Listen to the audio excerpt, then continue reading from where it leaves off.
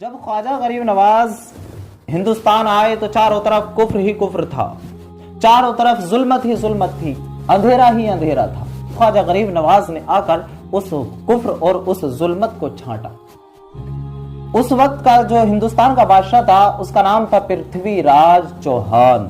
پرتھوی راج، وہ بادشاہ پرتھوی راج کافر بادشاہ، ہندوستان میں چاروں طرف کفر ہی کفر تھا۔ خواجہ غریب نواز اپنے چند ساتھیوں کے ساتھ آئے اور آنے کے بعد ایک درخت کے نیچے تشریف فرما ہو گئے، درخت کے نیچے بیٹھ گئے۔ اب اس بادشاہ کے چند سپاہی آئے اور آنے کے بعد ان سپاہیوں نے خواجہ غریب نواز سے کہا کہ آپ اس درخت کے نیچے سے اٹھ جائیں، کیونکہ اس درخت کے نیچے ہمارے بادشاہ کے اونٹ بیٹھتے ہیں۔ خواجہ غریب نواز نے ارشاد فرمایا کہ آپ اپنے اونٹ کہیں اور باندھ لو، یہاں پر اب ہم بیٹھ گئے ہیں۔ لیکن سپاہی نہیں مانے، سپاہیوں نے زبردستی کہا کہ آپ یہاں سے اٹھ جائیے ورنہ ہمیں اپنا طریقہ اپنانا پڑے گا۔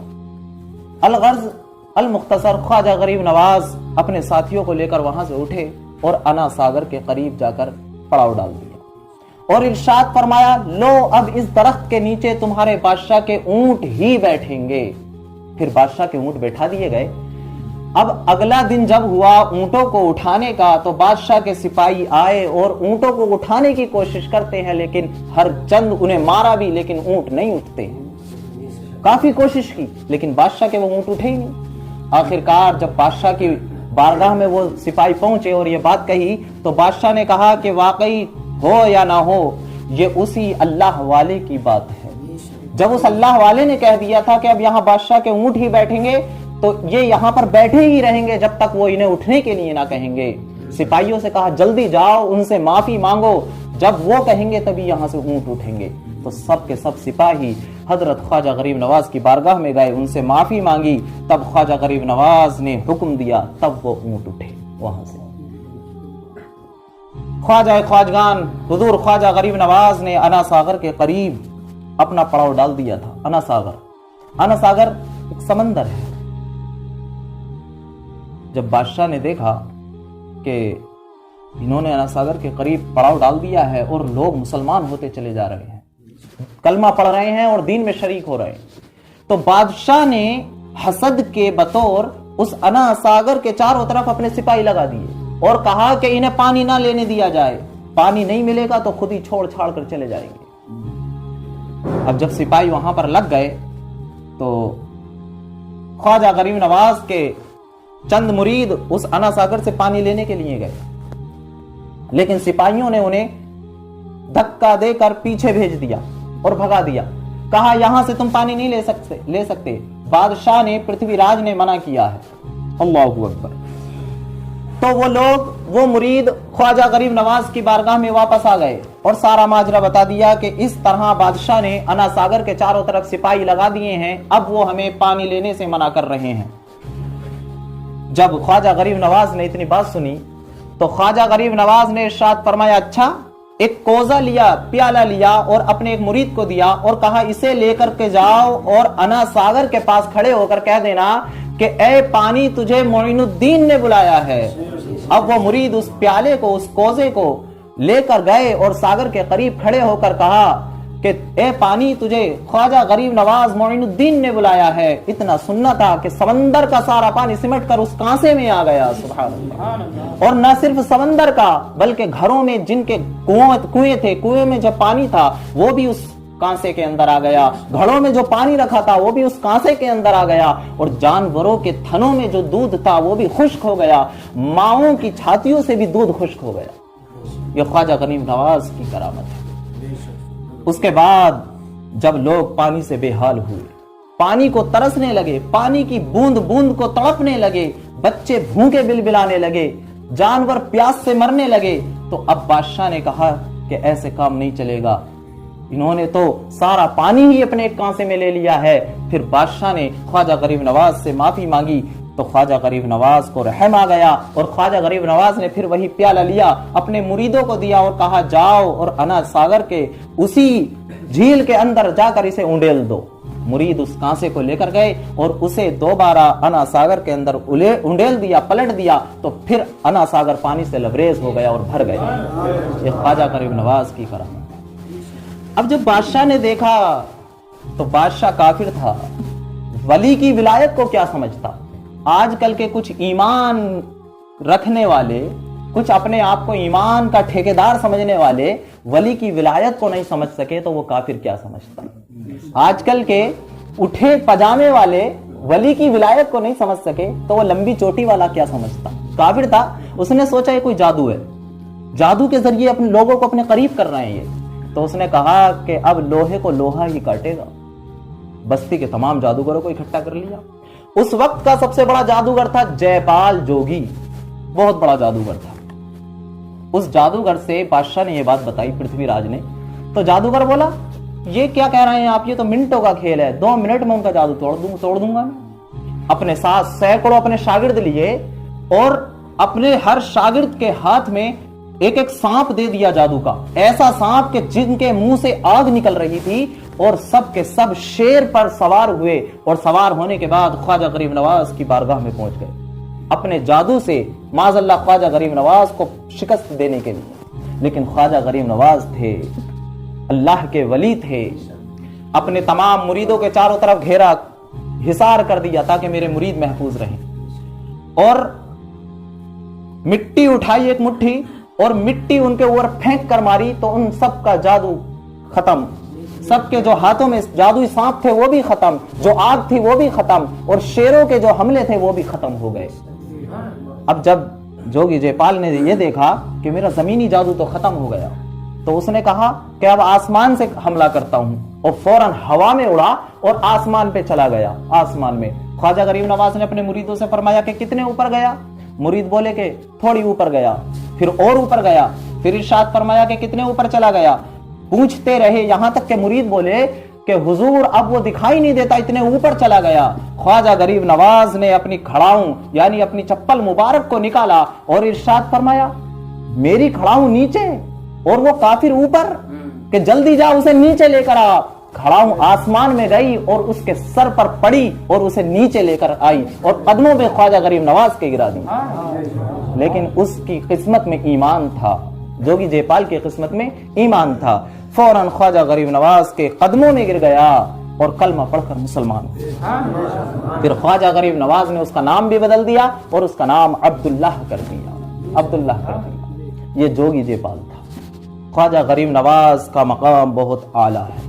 हर वली का मकाम हम क्या समझ सकते हैं। अल्लाह ताला खुद कुरान के अंदर इरशाद फरमाता है अला इन्ना औलिया अल्लाहि ला खौफुन अलैहिम वला हुम यहज़नून, कि खबरदार होशियार, बेशक अल्लाह के वलियों को न कोई खौफ है और न कोई गम है। हुजूर ख्वाजा गरीब नवाज के खलीफा और मुरीद हुजूर ख्वाजा बख्तियार काकी रहमतुल्लाहि ताला अलैह, बख्तियार काकी आपके खलीफा हैं। आपको ख्वाजा गरीब नवाज ने दिल्ली का कुतुब बना दिया था, कुतुबुद्दीन बख्तियार काकी, दिल्ली का कुतुब। उस वक्त दिल्ली का जो बादशाह था उनका नाम था सुल्तान शमसुद्दीन अल्तमश, सुल्तान शमसुद्दीन अल्तमश। अजमेर का बादशाह ख्वाजा गरीब नवाज का मुरीद नहीं हुआ था, लेकिन यह ख्वाजा कुतुबुद्दीन बख्तियार काकी रहमतुल्लाहि ताला अलैह की शान है कि दिल्ली का बादशाह भी आपका मुरीद हो गया, दिल्ली का बादशाह भी, सुल्तान शमसुद्दीन अल्तमश।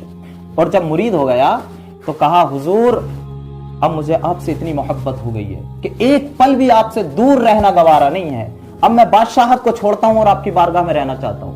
लेकिन ख्वाजा कुतुबुद्दीन बख्तियार काकी रहमतुल्लाहि ताला अलैह ने फरमाया अगर तू बादशाहत छोड़ देगा तो कोई जालिम बादशाह बैठ जाएगा। तू ऐसा कर, तू बादशाहत ही कर और मैं तुझे हुक्म दूंगा उसी तरह तू शरीयत का हुक्म नाफिज करते रह।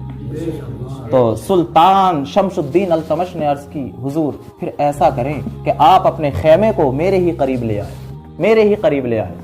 अब ख्वाजा कुतुबुद्दीन बख्तियार काकी रहमतुल्लाहि ताला अलैह अपने खेमे को सुल्तान शमसुद्दीन अल्तमश के महल के करीब ले आए। 1 किलोमीटर की दूरी पर अपना खेमा लगा लिया। अब लोग जो है ना जाहिर देखते हैं, लोगों में बातें बननी शुरू हो गई। کہ لو بڑے آدمی سے تعلق ہو گئے تو خیمہ بھی یہاں آ گیا، لیکن یہ نہیں دیکھا اندرونی معاملہ کیا تھا، اندرونی حالات کیا تھے۔ اگر خیمہ یہاں نہیں آتا تو سلطان شمس الدین التمش اپنی بادشاہت چھوڑ دیتے، اور جب بادشاہت چھوڑ دیتے تو کوئی ظالم بادشاہ بیٹھ جاتا، اللہ کی مخلوق کو پریشان کرتا۔ اندر کے معاملات کو نہیں سمجھتی یہ پبلک۔ اب جب ان کی بادشاہت بہت اچھی چلی، اسلام عروج پر ہوا، تو حاسدوں کو حسد ہوا، کافروں کو جلن ہوئی، اور ایک انہوں نے پروپیگنڈا تیار کیا۔ ایک دن سلطان شمس الدین التمش کی محفل لگی ہوئی ہے، دربار لگا ہوا ہے، قاضی بھی بیٹھے ہیں، پورا مجمع سے بھرا ہوا محل ہے، کلمہ شریف کا ورد ہو رہا ہے۔ اتنے میں کوئی دستک دیتا ہے دروازے پر، دستک کہ انصاف چاہیے، انصاف چاہیے، اجازت دے دی جاتی ہے اندر آ جاؤ۔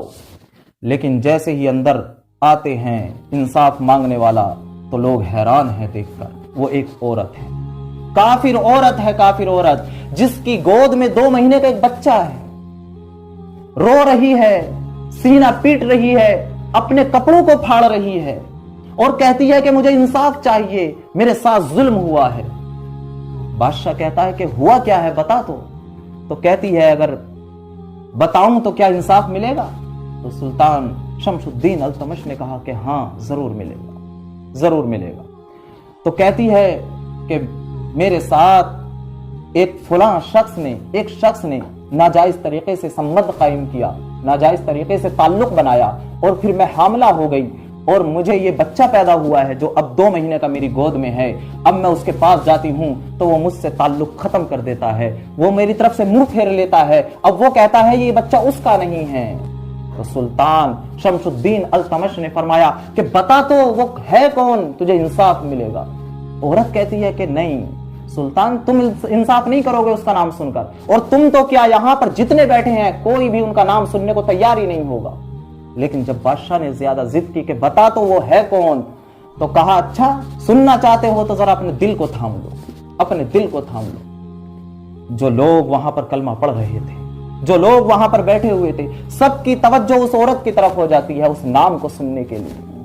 فوراً وہ عورت اپنی زبان سے نام لیتی ہے اور کہتی ہے سلطان وہ کوئی اور نہیں بلکہ تمہارے پیر حضرت خواجہ قطب الدین بختیار کاکی رحمت اللہ تعالی علیہ ہے۔ اللہ اکبر، اللہ اکبر۔ جب پبلک نے اتنا سنا تو جو لوگ کلمہ پڑھ رہے تھے آنکھوں سے آنسو جاری ہو جاتے ہیں، پبلک میں ایک دہشت بیٹھ جاتی ہے کہ یہ نام کس کا لے رہی ہے، ایک اللہ کے ولی کا، ایک اللہ کے قطب کا، ایک ایسے آدمی کا نام لے رہی ہے جو بازار سے نکلے تو دکانیں بند ہو جائیں، جو بازار سے نکلیں تو لوگ ہاتھ چومیں، جو بازار سے نکلیں تو لوگ ان کے دیدار کے لیے اپنے کاموں کو چھوڑ دیں۔ اللہ اکبر۔ تو سلطان شمس الدین التمش نے اپنے دل پر ہاتھ رکھا، آنکھوں سے آنسو جاری ہیں جب ان کے پیر کا نام لیا گیا۔ لیکن اتنے میں کیا ہوتا ہے، حضرت خواجہ قطب الدین بختیار کاکی رحمت اللہ تعالی علیہ، یہ خلیفہ ہے حضور خواجہ غریب نواز، ڈنڈی کو ٹیکتے ہوئے مجمع میں آتے ہیں۔ جیسے ہی مجمع میں آتے ہیں پبلک اٹھنے کے لیے ہوتی ہے، خواجہ قطب الدین بختیار کاکی رحمت اللہ تعالی علیہ فرماتے ہیں ارے لوگوں بیٹھے رہو، آج تمہارے سامنے کوئی اللہ کا ولی نہیں آیا ہے، تمہارے سامنے تمہارا پیر نہیں آیا ہے، بلکہ ایک مجرم آیا ہے، ایک مجرم آیا ہے۔ خواجہ قطب الدین بختیار کاکی رحمت اللہ تعالی علیہ سامنے کھڑے ہوتے ہیں اور کہتے ہیں عورت میرا اللہ جانتا ہے، میرا رسول جانتا ہے، میں تجھے تک جانتا تک نہیں ہوں، تو کون ہے میں تجھے جانتا تک نہیں ہوں۔ اتنے میں عورت نے کہا اچھا گواہ پیش کرو، تہجد کے بہانے تم پچھلے دروازے سے آتے تھے اور لوگوں کو بھیج دیا کرتے تھے۔ اللہ اکبر۔ تو چند کلمہ پڑھنے والے بکاؤ مسلمان جو بکاؤ ہوتے ہیں 4-5 کھڑے ہو گئے، گواہی دینے لگے کہ ہاں ایسے ہی ہوتا تھا، ایسا ہی ہوتا تھا۔ قاضی بھی کہنے لگا کہ ایسے ہی ہوا تھا۔ اللہ اکبر۔ فوراً آنکھوں میں آنسو آ جاتے ہیں اور بادشاہ سلطان شمس الدین التمش سے کہتے ہیں کہ بادشاہ سلامت کیا ایک دن کی مہلت مل سکتی ہے مجھے؟ تو سلطان شمس الدین التمش فرماتے ہیں کہ حضور یہ کیسی بات کر رہے ہیں، آپ میرے پیر ہیں، میں آپ کا غلام ہوں، میں آپ کا مرید ہوں، جیسا آپ چاہیں، آپ اور مہلت جیسا آپ چاہیں۔ فوراً عدالت برخاست ہو جاتی ہے اور सुल्तान शमशुद्दीन अल्तमश ऐलान फरमाते हैं कि 3 दिन के लिए ये अदालत बर्खास्त की जाती है। 3 दिन के बाद अब ये अदालत दोबारा लगाई जाएगी। 3 दिन के बाद अब रात का वक्त हो जाता है, तमाम पब्लिक सो जाती है, लेकिन हजरत ख्वाजा कुतुबुद्दीन बख्तियार काकी रहमतुल्लाहि ताला अलैह फौरन अपने पीर को पुकारते हैं, ख्वाजा गरीब नवाज की तरफ तवज्जो फरमाते हैं, अर्ज करते हैं हुजूर मैं एक शहजादा था, ये शहजादे थे, मैं एक शहजादा था, आलीशान जिंदगी गुजारता था। आपने फरमाया कि मेरे मुरीद हो जाओ, मैं हो गया। आपने फरमाया मेरे साथ चलो हिंदुस्तान में, आपके साथ चला आया। मैंने घर बार छोड़ा, मैंने आपके कहने पर सब कुछ किया, लेकिन मुझे ये नहीं मालूम था कि ऐसे इल्जाम लगाए जाएंगे। हुजूर मुझे पहले इत्तला कर दी होती, अब मैं अब इस सफेद दाढ़ी से अब मैं इनको जवाब देता फिरूं। अल्लाहु अकबर। आंख लगती है, ख्वाजा गरीब नवाज ख्वाब में तशरीफ लाते हैं और इरशाद फरमाते हैं कि कल अदालत लगवाओ और अदालत में मोहलत लो और मेरे आने का इंतजार करना, मैं दिल्ली पहुंच रहा हूं। अल्लाहु अकबर। अब सुबह को बादशाह अदालत कायम कर देता है। हजरत ख्वाजा कुतुबुद्दीन बख्तियार काकी रहमतुल्लाहि ताला अलैह मजमे के सामने आते हैं और ऐलान फरमाते हैं, लोगों मेरे पीर ने मुझे हुक्म दिया है कि जब तक मैं ना आ जाऊं कोई फैसला ना किया जाए, जब तक मैं ना आ जाऊं कोई फैसला ना किया जाए, मुझे वक्त चाहिए, मेरे पीर और मुर्शिद के आने तक का मुझे वक्त चाहिए। अब लोग होते हैं ना तरह तरह की बातें कहने लगे कि इस बहाने बादशाह इन्हें रातों रात निकालना चाहता है, क्योंकि बादशाह के पीर हैं, बादशाह चाहता है इन्हें किसी तरह बचा लिया जाए। लेकिन सुल्तान शमशुद्दीन अल्तमश ने ऐलान फरमा दिया कि नहीं, जैसा मेरे पीर चाहते हैं ऐसा ही होगा। पूरे 3 दिन तक के लिए यह अदालत बर्खास्त होती है, चौथे दिन दोबारा लगाई जाएगी, चौथे दिन। अब हजरत ख्वाजा कुतुबुद्दीन बख्तियार काकी रहमतुल्लाहि ताला अलैह हैं, लोग आपके पास जाते हैं, आपसे जिक्र करते हैं तो आप बिल्कुल खामोश रहते हैं। आजकल तो लोग सफाइयां पेश करने में लग जाते हैं, लेकिन ये एक अल्लाह के वली हैं कि खामोश रहते हैं, ना कोई सफाई है, ना कोई अपनी तरफ से कोई गवाह है, बिल्कुल खामोशी इख्तियार कर लेते हैं। अब जब पूरे 3 दिन हो जाते हैं, मगरिब का वक्त हो जाता है, सूरज डूब जाता है, तो अजमेर से आने वाले सारे काफिले आ जाते हैं, लेकिन ख्वाजा गरीब नवाज अभी तक तशरीफ नहीं लाए हैं। नजरें वहीं पर जमी हुई हैं कि कब पीर और मुर्शिद तशरीफ लाएंगे, पूरे मजमे की नजरें जमी हुई हैं, लेकिन मगरिब की अजान हो जाती है, अभी तक ख्वाजा गरीब नवाज तशरीफ नहीं लाए हैं। फौरन हजरत ख्वाजा कुतुबुद्दीन बख्तियार काकी रहमतुल्लाहि ताला अलैह मजमे में, मैदान में अपने मुसल्ले को बिछा देते हैं। मगरिब की अजान हो जाती है, तकबीर कही जाती है और नमाज के लिए नियत बांध देते हैं। अल्लाहु अकबर। लेकिन दिल लगा हुआ था कि पीर और मुर्शिद कब आएंगे, अभी तक नहीं आए हैं, कब आएंगे। अल्लाहु अकबर।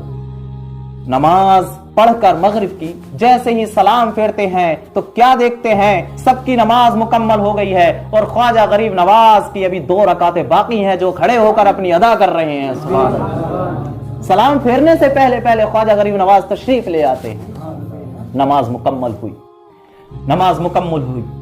हजरत ख्वाजा कुतुबुद्दीन बख्तियार काकी रहमतुल्लाहि ताला अलैह का सीना मिला ख्वाजा गरीब नवाज के सीने से।